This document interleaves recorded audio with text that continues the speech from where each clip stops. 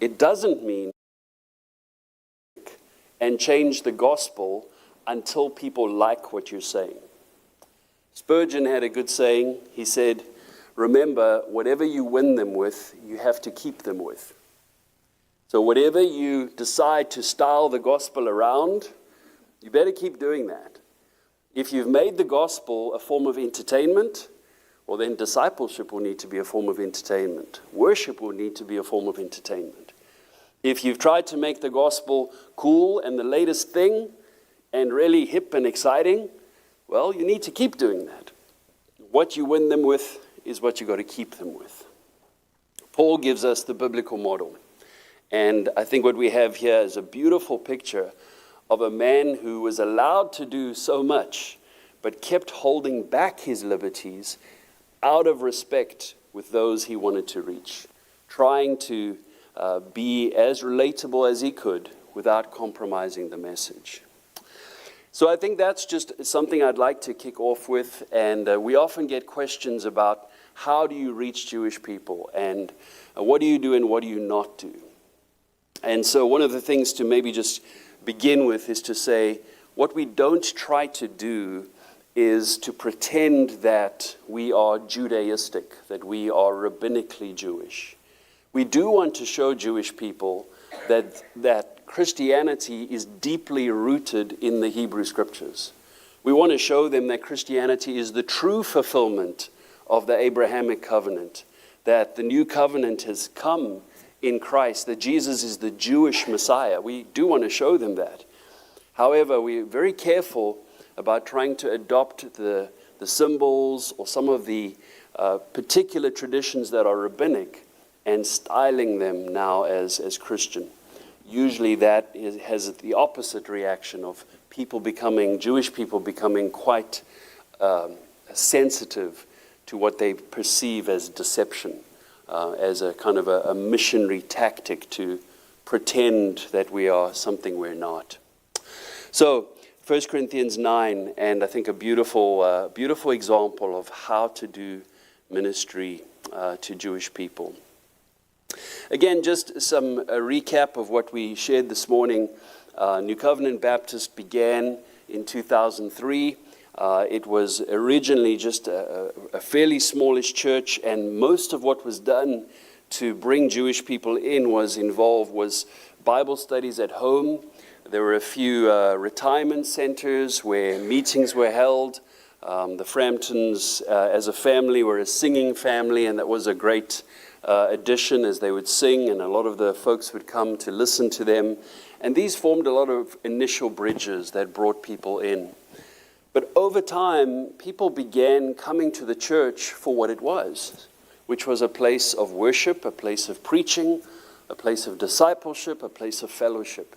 We really weren't trying to be anything else except a New Testament Baptist church. And I am fully convinced that that in itself is enough. As we preach the word and teach the word, it is what brings people to faith, Jew and Gentile.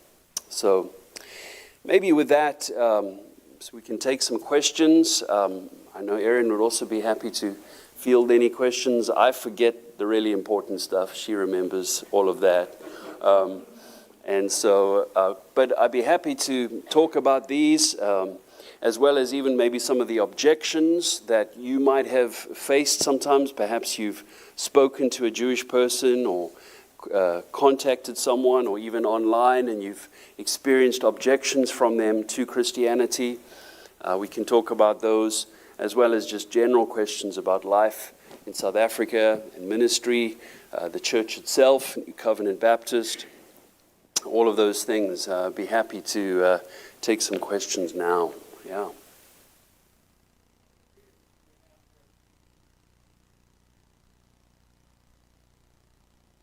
Yeah. Generally speaking, there's a certain amount of freedom, but it tends to be closing down.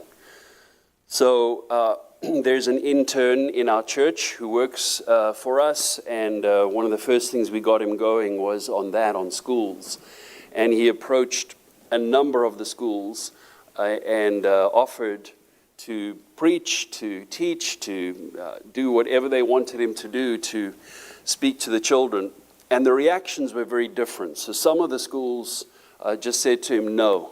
If we have a Christian, we need to have a Muslim, and we need to have a Hindu, and we need to have a Buddhist. So absolutely not.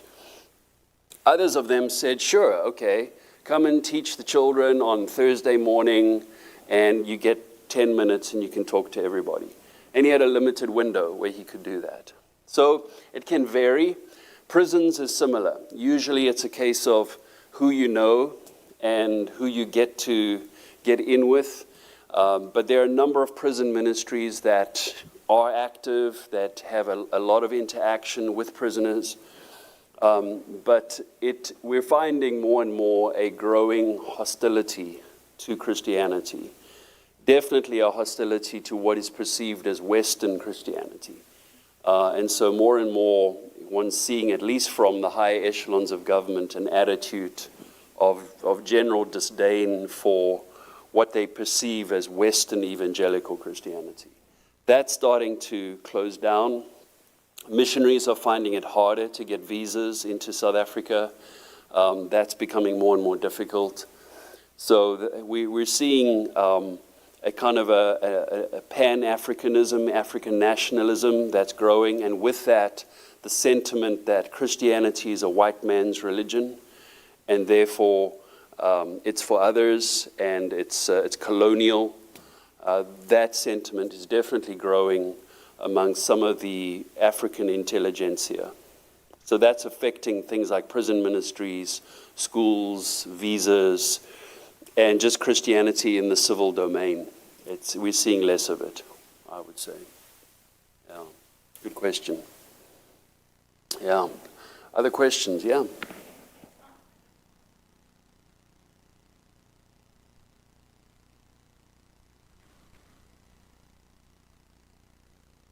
Yeah, it's a very violent country. They recently, the police announced that there was a 10% reduction in murders, in the murder rate, but it still is an average of 55 people per day. So it's one of the highest in the world, and not just murder, but with all forms of violent crime, just horrific rape statistics. A lot of violence even against children and women. So it's a huge amount of it comes from the clash of haves and have-nots, extreme wealth and then extreme poverty. But that's not the whole story. That's probably just part of the story that the media wants you to see.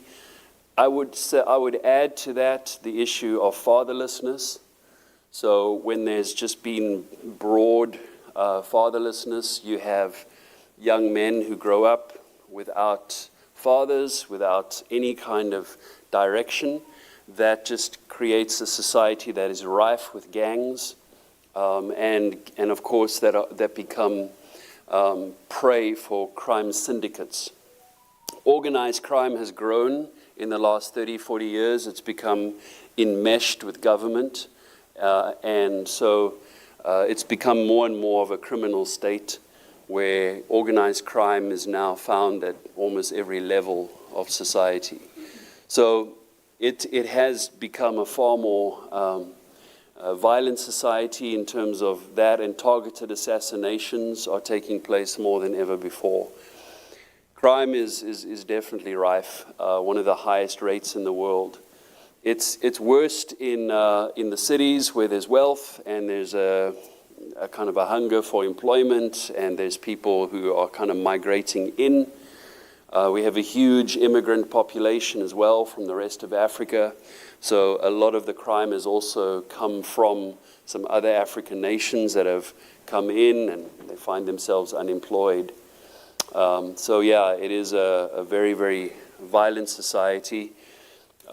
We live in an area where everyone's behind sort of 8-foot walls. We all have electric fences. We all have home alarm systems. We almost all have dogs. You arm your alarm every time you go out. You arm your alarm at night as well. We have a security company that patrols the area 24/7.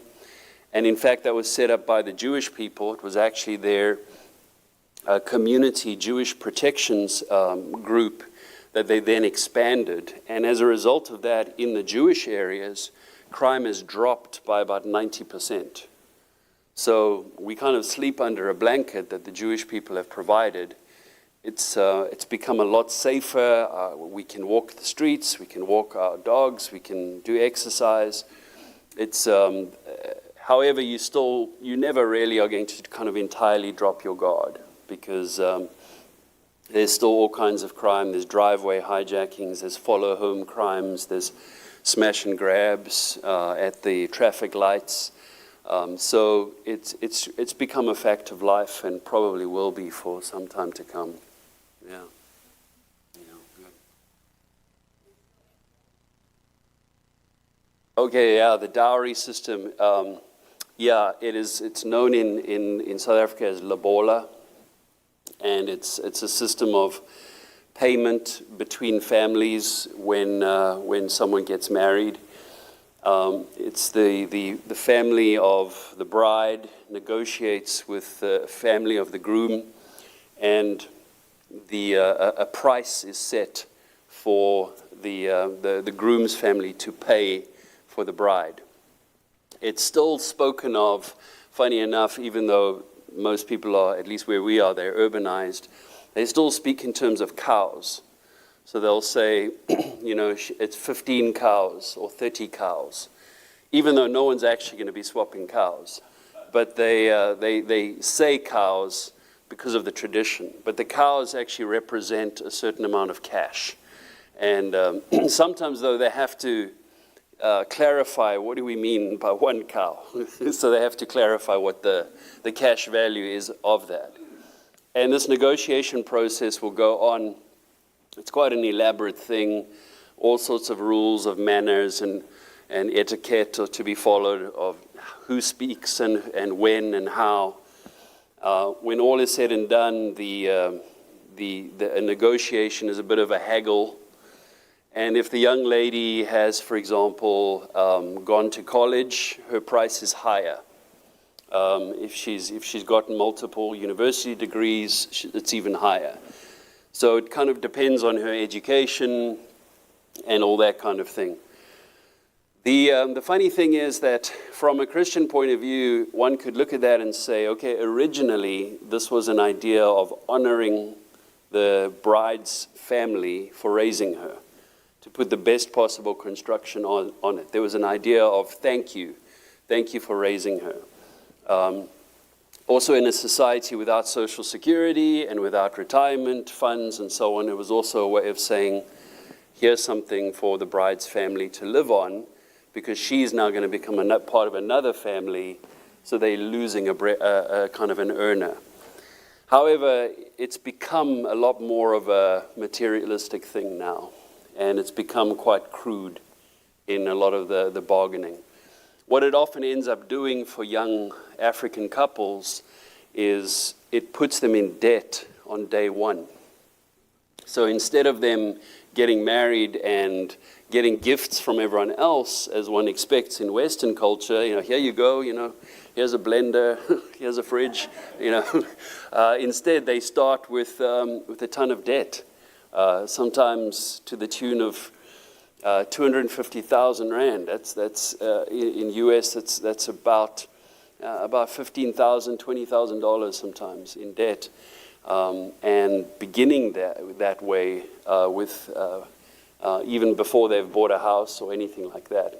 So in those ways, it's become a very negative thing for a lot of young Christian couples as they try to figure out how to please family while have a Christian marriage and follow Christian financial principles. So it's still very much part of society. And I don't know any young black Christian couples who haven't done it. It's you would pretty much have to abandon your whole family for you to not do it. It's pretty much, and I think there is a Christian way of doing it, but it's there's no giving that up in the foreseeable future. Yeah. Yeah, it's a good question. Other questions? Yes, sir.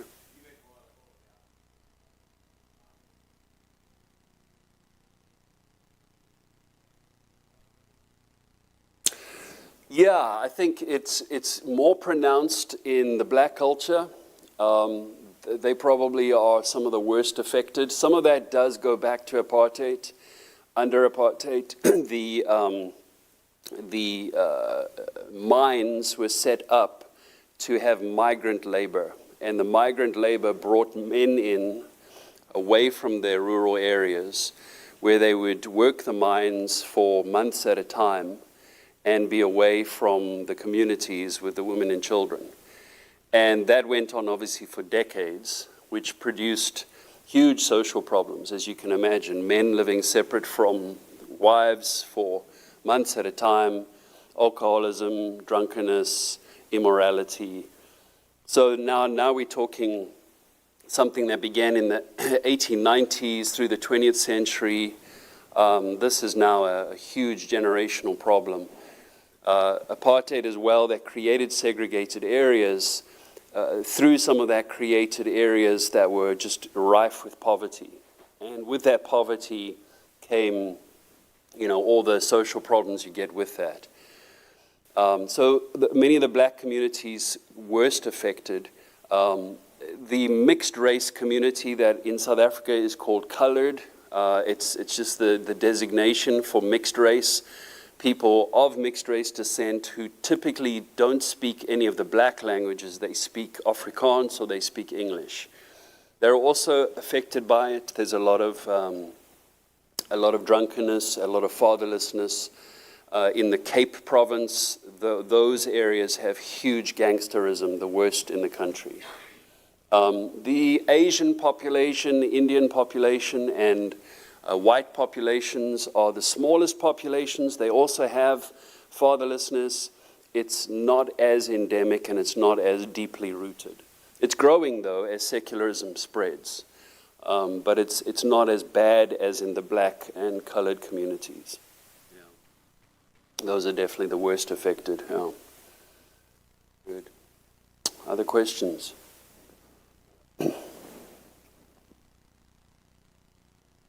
Mm.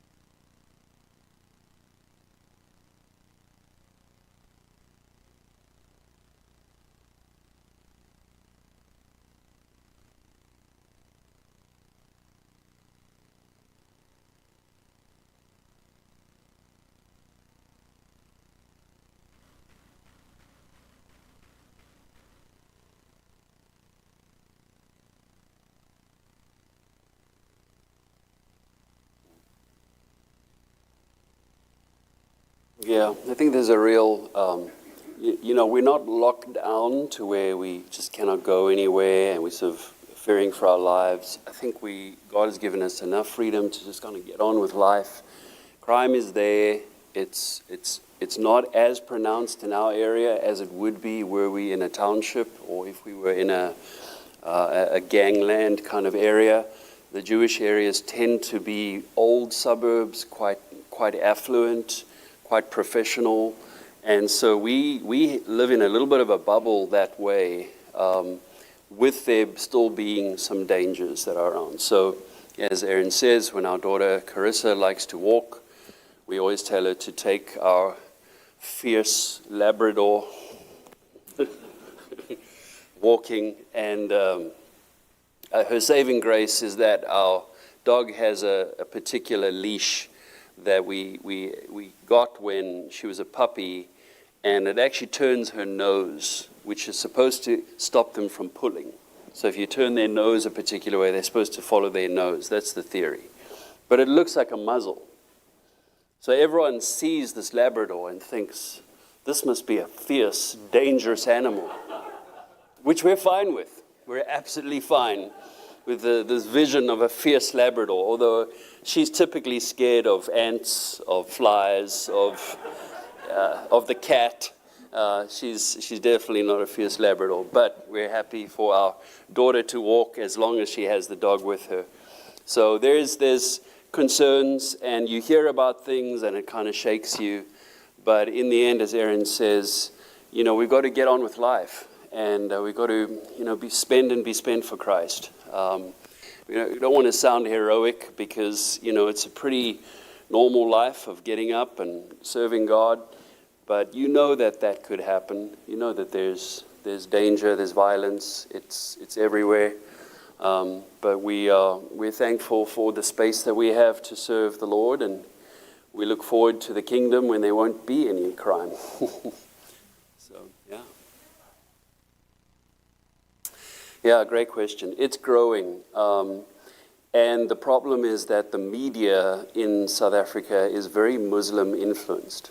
So a lot of the media houses have a number of quite potent Muslim businessmen and journalists that are covering it. So when we had all these things taking place in the last 3 years, if you read the South African media, you'd get the impression that Israel is just, a bunch of Nazis just committing genocide in Gaza and doing nothing else. You'd have the impression that Israel is a terrible, terrible nation.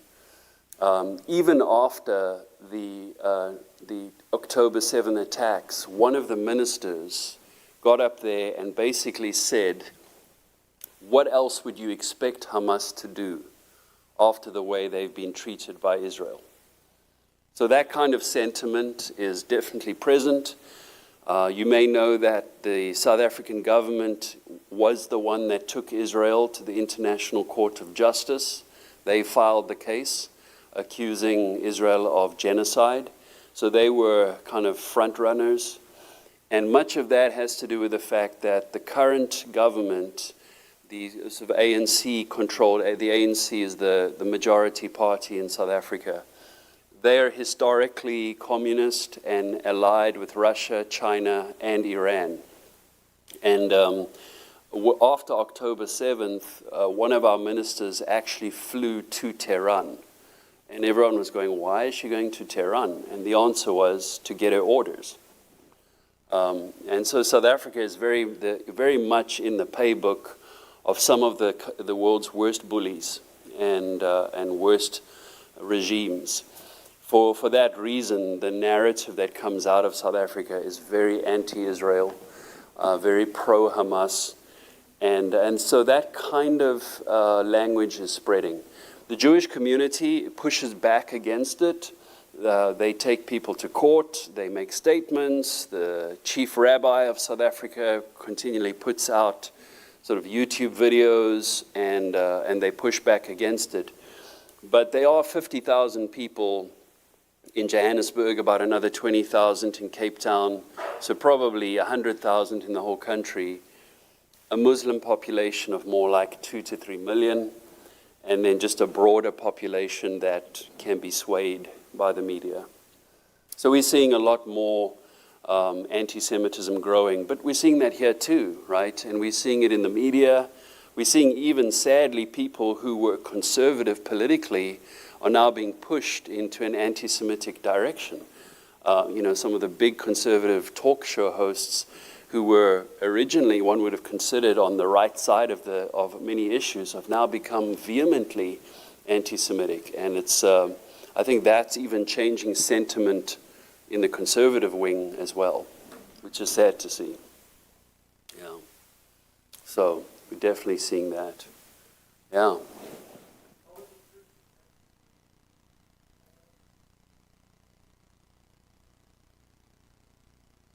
Yeah. It was, I was pretty young when all the changes came through. But I'll tell you this, I was saved when apartheid was still in full force, and so I went to segregated schools. So my elementary school was a whites-only school. That was still the era of whites-only buses, whites-only swimming pools, whites-only amenities. And the only place where I interacted with people of other race was my church. This little Baptist church that I went to in the 80s was open to all people. And so as a little 9-year-old boy, that's where I learned that everybody is made in God's image. And that was before apartheid came down. And there I was interacting with kids from other ages, other races, realizing everyone needs to get saved. When the schools opened up, and I was about 14 at the time, and all races were now brought into the schools, it was quite interesting because my white friends didn't really know what to do with this, whereas it had been normal for me, having been in a church which preached the gospel to everybody.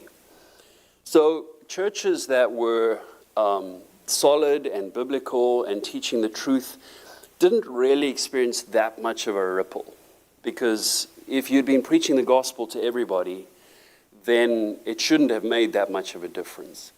I think maybe in those areas where they were more segregated, they would have had a harder time of it. But areas that were segregated tended to stay that way for economic reasons. If an area was wealthy, it wasn't going to become very integrated very quickly. So the churches that I was in didn't experience that much trouble with that change. I think the struggles were more on a societal level, and more on the level of the changeover of authority, the changeover of competence in the civil area. And, we really haven't had, surprisingly, huge racial problems. The problems that South Africa has had have been far more economic, far more kind of getting the country being efficient. There hasn't really been a big race war. So that didn't happen. I think that the churches, at least the biblical ones, were probably the ones best prepared for everything that followed in the 1990s and onwards. So, yeah, we were thankful, very thankful. Yeah, good question. Another question? Yeah.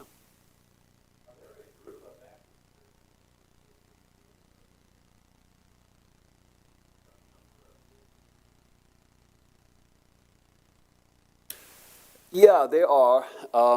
The Baptist movement in South Africa, the first Baptists that came to South Africa were actually German Baptists that came out in the 19th century, in the 1850s, thereabouts. There was another movement that involved British Baptists. In fact, Spurgeon sent a few people out from his college down to the Cape. And those Baptists together became the Baptist Union of South Africa that kind of formalized in the early 1900s.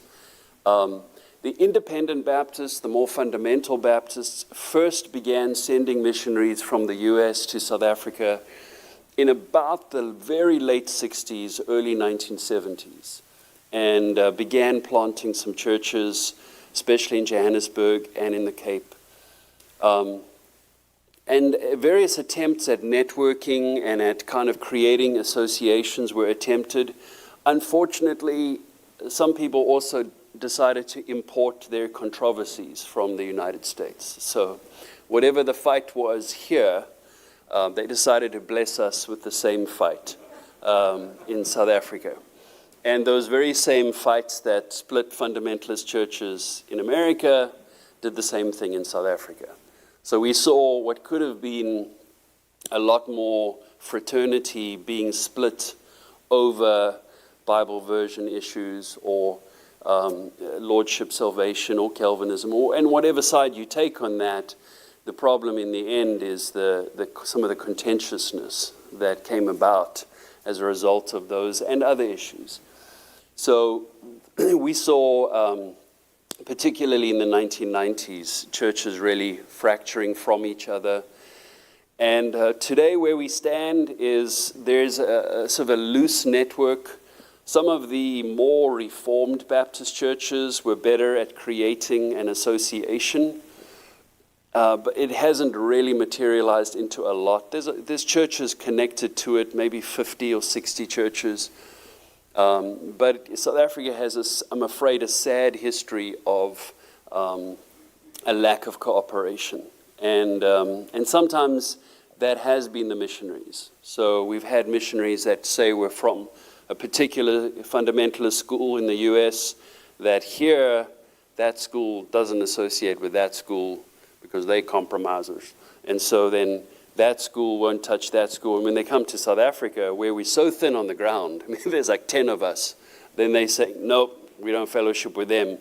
Whereas really what should be happening is to say, look, I mean, we're all conservative here, we're fundamentalists, let's try to fellowship together.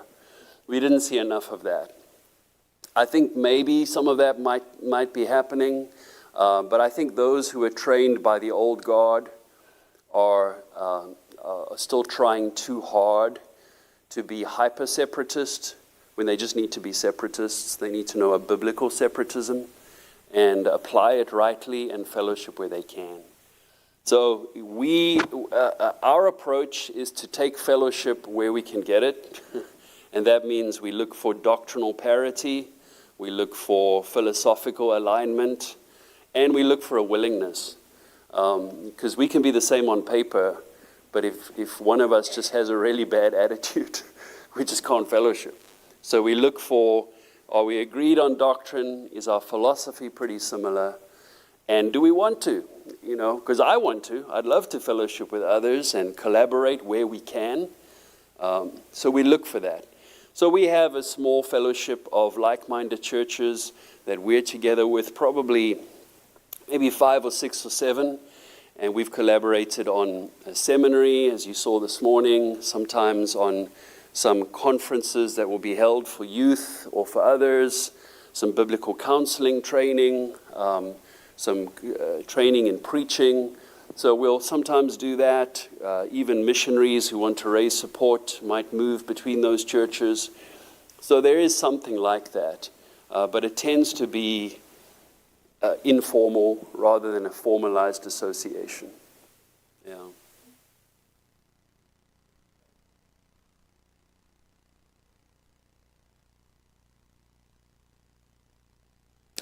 Yeah, so we've done different things over the years. When we began the church, there was a children's program that we used. We moved into one called Kids for Truth that we used for several years.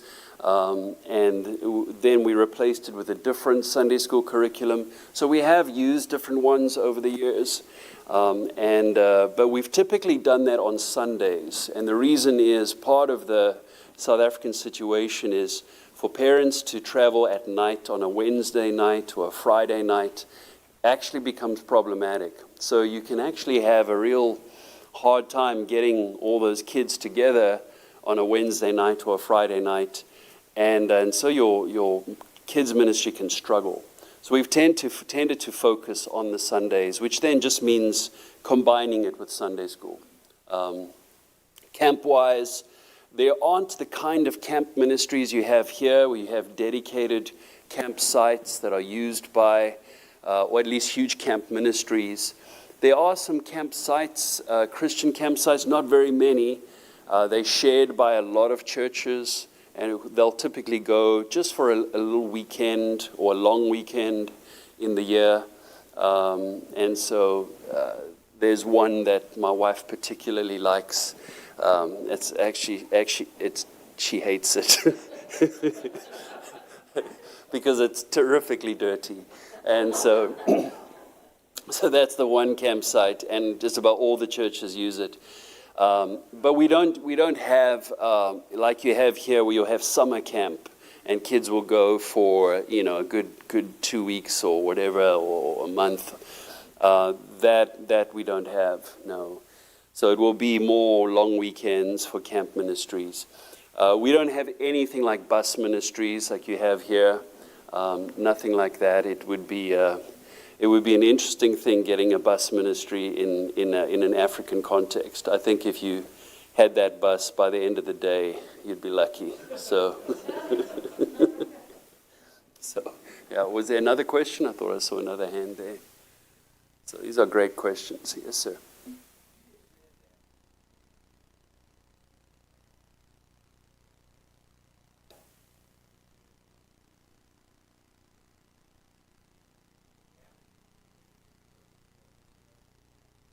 Yeah.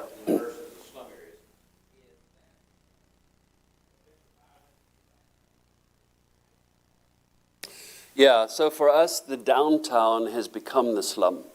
So unfortunately, the downtown where I grew up, with the high-rise buildings, that became the first slum because especially as the borders were opened and immigrants flooded in, these buildings that were made for, say, 5,000 people were occupied by 50,000 people. 5 families to a particular apartment. So the buildings were soon destroyed and actually became the worst hotspots for crime. So crime is actually worst in the inner city. And then the suburbs get the spillover of crime, where you have a lot more drive-by crime, where criminals will come in, target something, and then get out. Whereas the inner city, it's just kind of a hive for it happening all the time. Ironically enough, in the really rural areas and in some of the townships, crime can actually drop for the simple reason that if the criminal is known to the community, vigilante justice will take place. They'll get him and kill him. So you'll actually see crime dropping in those areas because, in a strange way, people take care of each other. But when you have anonymous people living next door to each other in huge high-rises, crime just goes off the scale, off the charts. So yeah, where I grew up, I actually cannot drive through those areas anymore because they're so high risk. So I can't really visit the places that I grew up as a boy. The shops that were there, the restaurants. There was an indoor swimming pool where I learned to swim. There were places that we would walk as a family. You can no longer go there. So sad, but yeah, those areas have truly been destroyed. So for us, driving at night is not that dangerous, but there's an element of risk, and also the current municipality of Johannesburg has allowed it to decline in the last few years. So the roads have become so potholed that when you're driving at night, it's a little bit of an obstacle course. And you're trying not to destroy your tires in your car by the time you get home.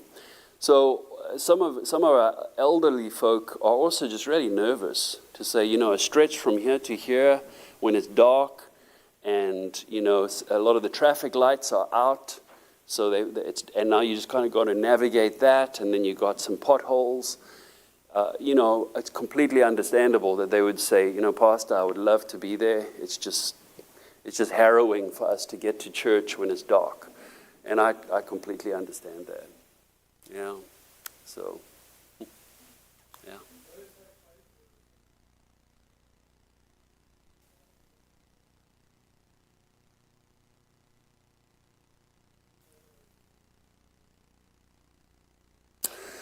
Yeah, I think life in the slums is pretty difficult. I mean, especially if you are living in a true kind of tin shanty type situation. We're talking about just a few change of clothes. We're talking about often getting water from a communal faucet where you're going to go fill up cold water. You're going to use that to wash. Your heating will be a kerosene lamp. So it can be really smoky and quite, especially in winter, very uncomfortable. You're cooking in a tiny little place. Very often you're sharing a small space with other people, and that can be relatives, it can be married couples living together. So it can be a really inappropriate situation, even morally. So you have all of that to navigate. And then there's just the danger of kind of walking on the streets that often happens. The low-level kind of petty crime that takes place, the handbag snatching, the cell phone snatching, that kind of thing. So difficult life. The cost of living has skyrocketed. Our gas price right now sits at about $6 per gallon. And that affects everybody, because even if you don't have a car, if you're taking the public or at least the informal public transport, these kind of minibuses, small taxis, they're charging higher prices for you to get everywhere. Food prices have gone up.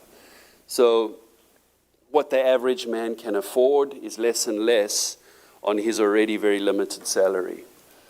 What's being done to reach people in the slums? There are a number of ministries, number of churches. Our guys in our church, several of the guys began an outreach into the area known as Alexandra. They began going there Thursday nights, preaching, teaching, trying to get the guys in. And so I'm very, very thankful that there's some of the fellows in our church have dedicated themselves to doing that. And these are some of the black guys in our church who are educated, they're quite middle class. They don't have to go back into those slums. And the attitude, of course, for a lot of people would be, if you can get out, then you get out and you stay out. But here are some of our guys who are going back in on a Thursday night because of the love of Christ. And they're taking the gospel to them, sharing the gospel at a fair risk to themselves, and preaching. So that's just us. There's other ministries, other churches that are trying to reach people. Of course, sadly, the prosperity gospel is everywhere. So there's on every corner, there's somebody promising health and wealth with a false gospel. So biblical ministries are not huge, but they are there. And there are people trying to reach people in the poorest areas. Yeah. But very hard to get men into the churches. You'll often have in Africa, the story is women and children, women and children, women and children. And of course, we praise the Lord for every soul saved, woman and child. But what you seldom see is breadwinners coming in and a proper family, father, mother, and child. Again, fatherlessness everywhere. Because where are the men? Very often on a Sunday, they're drinking. Or they're out somewhere else. So to get the men in and get them taking responsibility, becoming godly providers and protectors, that's the challenge in Africa. And that's something to pray for.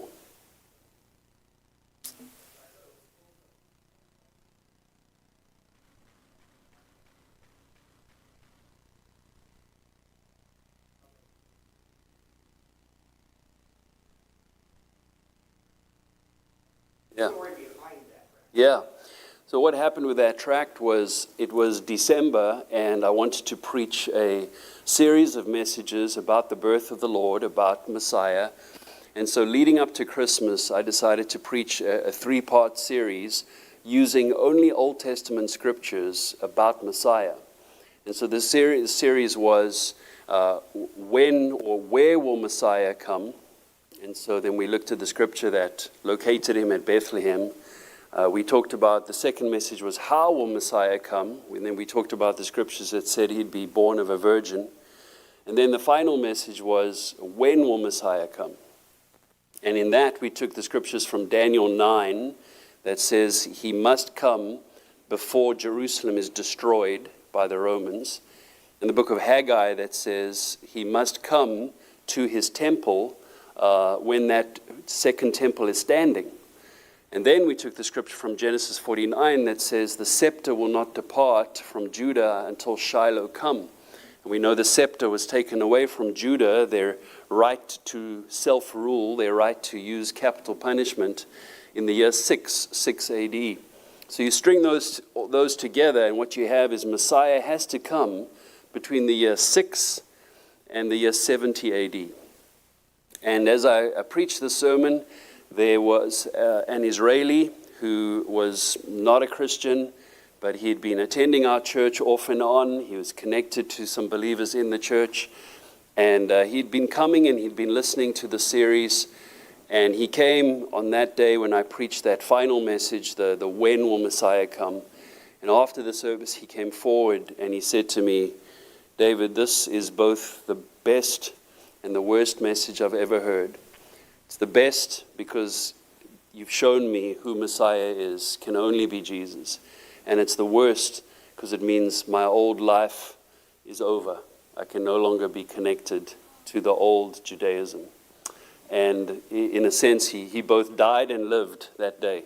And so he became a believer in Christ and has been faithful to our church. He got married. He married a believer. And he's still going on for the Lord. And so if you remember, pray for a believer just named Tomer. Tomer is his name. You can pray for him. So yeah, that was the message that brought him to Christ by God's grace. And that became the tract. When I told Ed Frampton about that, he said, can you send me that message? I think he was hoping there was some magic in that particular message. And so I sent it to him. And that became the tract, and I pray God will use it similarly. Yeah.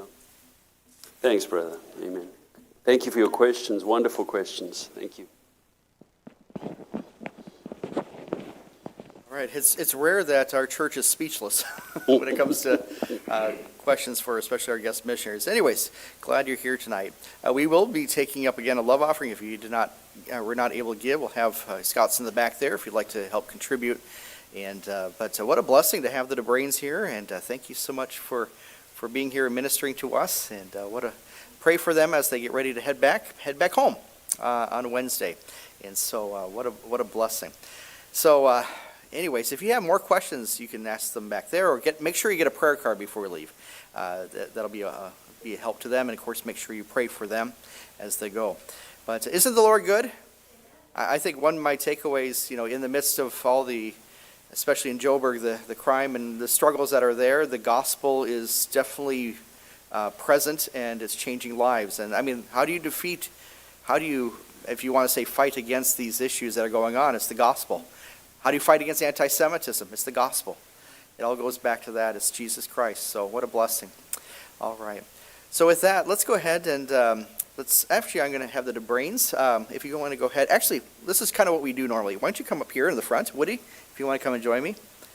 And what we're going to do is just come up right in front of the altar. And one thing we do is when we have missionaries that will come, we just have a moment of prayer, like we are sending you off with our blessing as a church.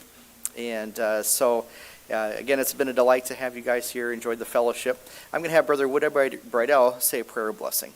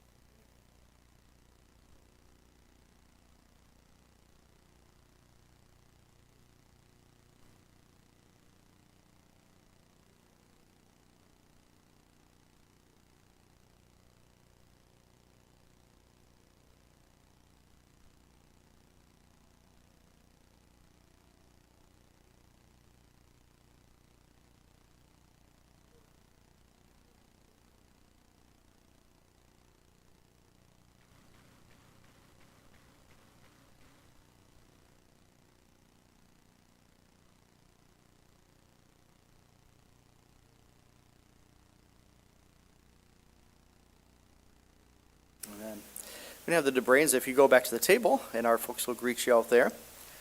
All right. For everyone else, let's stand. All right. We're going to give them a head start. So, like I said, make sure you get to greet them on the way out and enjoy the fellowship. All right, with that, we've prayed. So may the Lord bless you. Again, Wednesday, 6:30, we'll be starting our new time for that. May the Lord bless you. Have a wonderful evening.